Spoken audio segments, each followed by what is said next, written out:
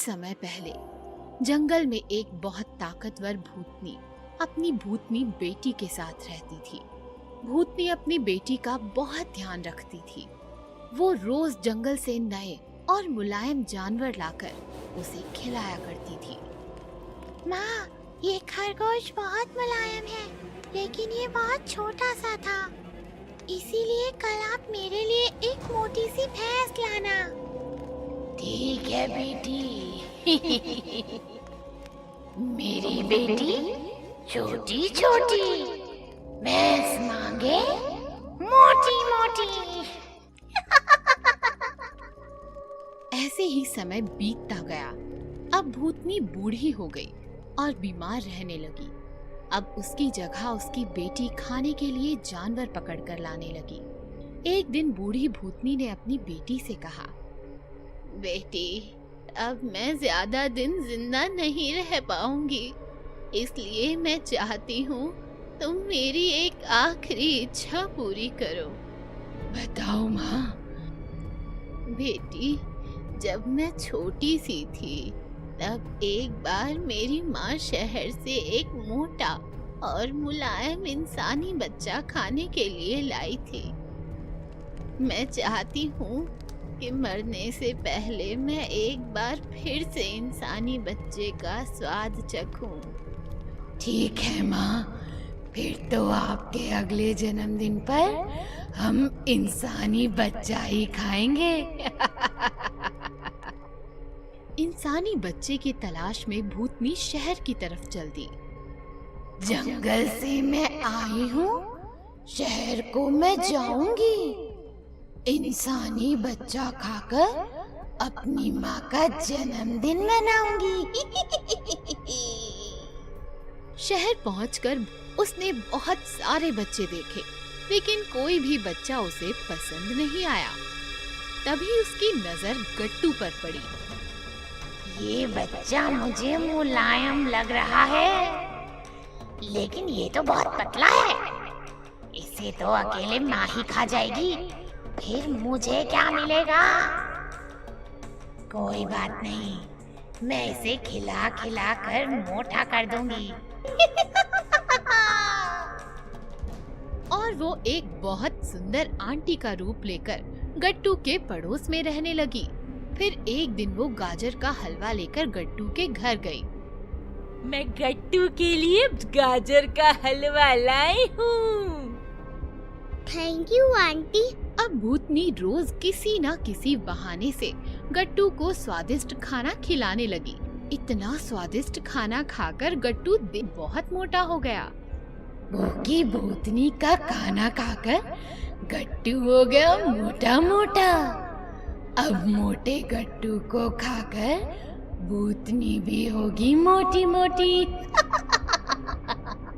अगले ही दिन भूतनी आंटी ने गट्टू से कहा, मैं शहर से थोड़ी दूर बने रेस्टोरेंट पर खाना खाने जा रही हूँ। क्या तुम मेरे साथ चलोगे? हाँ, मैं आपके साथ जरूर चलूंगा। और फिर भूतनी गट्टू को अपने साथ लेकर जंगल की तरफ चल दी। जैसे ही गट्टू ने जंगल देखा, उसने भूतनी से पूछा, आंटी, आप मुझे जंगल में क्यों ले आई? आपने तो कहा था हम रेस्टोरेंट जा रहे हैं। तभी अचानक भूतनी अपने असली रूप में आ गई। तुमने बहुत कुछ खा लिया गट्टू, अब हमारे खाने की बारी है। अब तो भूतनी आंटी हो। भूतनी गट्टू को लेकर अपनी मम्मी के पास आ गई। माँ, देखो, मैं इंसानी बच्चा लाई हूँ। इसे खाने में तो बहुत मजा आएगा। उन्हें इस तरह से बातें करते देख गट्टू समझ गया कि उसे इन भूतनियों से बचने के लिए जल्द से जल्द कुछ सोचना पड़ेगा। तभी उसे एक आइडिया आया। अब तुमने मन बना ही लिया है तो तुम मुझे खा लो, लेकिन तुम दोनों में से मेरा दिल कौन खाएगा? इंसान के शरीर में उसका दिल सबसे ज्यादा स्वादिष्ट होता है और जो उसे एक बार खा ले वो उसका स्वाद कभी नहीं भूलता। वैसे मुझे लगता है मेरा दिल भूतनी आंटी को खाना चाहिए, क्योंकि उन्होंने इतनी मेहनत जो की है। नहीं नहीं, तुम्हारा दिल तो मैं ही खाऊंगी, क्योंकि मेरे कहने पर ही तुम्हारी भूतनी आंटी तुम्हें शहर से पकड़ कर लाई है। लेकिन मेहनत तो ज्यादा मैंने ही की है। जब मैं छोटी थी तब मेरी माँ ने मुझे बच्चे का दिल नहीं खिलाया था, इसीलिए इसका दिल तो मैं ही खाऊंगी। ऐसे कैसे? मैंने ज्यादा मेहनत की है तो दिल तो मैं ही खाऊंगी। और फिर देखते ही देखते बहस लड़ाई में बदल गई। बूढ़ी भूतनी ने भूतनी पर जोर से वार किया, फिर भूतनी ने भी बूढ़ी भूतनी पर वार किया। इस तरह दोनों आपस में लड़ते लड़ते मर गए और गट्टू वहाँ से बचकर भाग गया। भूतनी आंटी पार्ट 2। एक छोटा सा शहर था। शहर में थी एक कॉलोनी, नाम था भूतनवाड़ी। भूतनवाड़ी कॉलोनी की हर माँ डर के साए में जीती थी, क्योंकि भूतनवाड़ी के एक घर में एक बूढ़ी भूतनी जंगल से रहने आई थी, जो कॉलोनी के छोटे छोटे बच्चों को पकड़कर सताती थी और उन्हें खा जाती थी। भूतनी बूढ़ी थी लेकिन काले जादू में माहिर थी। वो किसी खूबसूरत आंटी का रूप ले लेती और मैदान में खेल रहे बच्चों के पास जाकर उन्हें बहला फुसलाकर अपने घर ले आती और फिर मार देती। चल बेटा मेरे घर चल, मैं तुम्हें रबड़ी खिलाती हूँ। बच्चा भी भूतनी की बातों में आ जाता और आंटी बनी भूतनी की उंगली पकड़कर उसके साथ चलने लगता। अपने घर में कदम रखते ही अचानक भूतनी का रूप बदल जाता और वो अपने असली रूप में आ जाती, जिसे देखकर बच्चा डर जाता। मम्मी बचाओ, छोड़ो मुझे, तुम आंटी नहीं भूतनी हो। भूतनी नहीं, भूतनी आंटी। खाने आया था रबड़ी, खुद खाना बन जाएगा। भूतनी आंटी को पप्पी दे दे बेटा, और कितना चिल्लाएगा।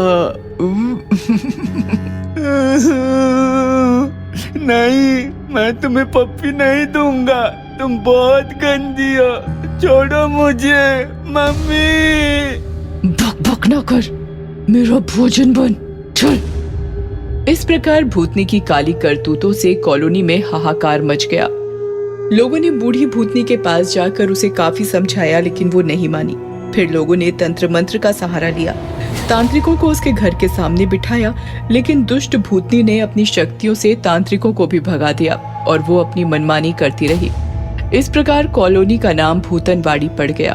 देखिए, अब इस कॉलोनी में रहना है तो बच्चों को लेकर घर में बंद रहो, नहीं तो कॉलोनी छोड़ दो। बस यही 2 रास्ते बचे हैं बचने के लिए। बेचारे लोग कॉलोनी छोड़कर जाते भी कहां। उन्होंने अपने घर के दरवाजे सदा के लिए बंद कर दिए और डर के साए में जीने लगे। लोगों की सतर्कता से भूतनी भी परेशान हो गई, क्योंकि अब वो और बूढ़ी हो रही थी और उसे खाना मिलना भी मुश्किल हो गया था। ये क्या, लोगों ने तो दरवाजे बंद कर लिए, अब मैं कैसे जीऊंगी? लगता है अब दोबारा जंगल का रास्ता अपनाना पड़ेगा।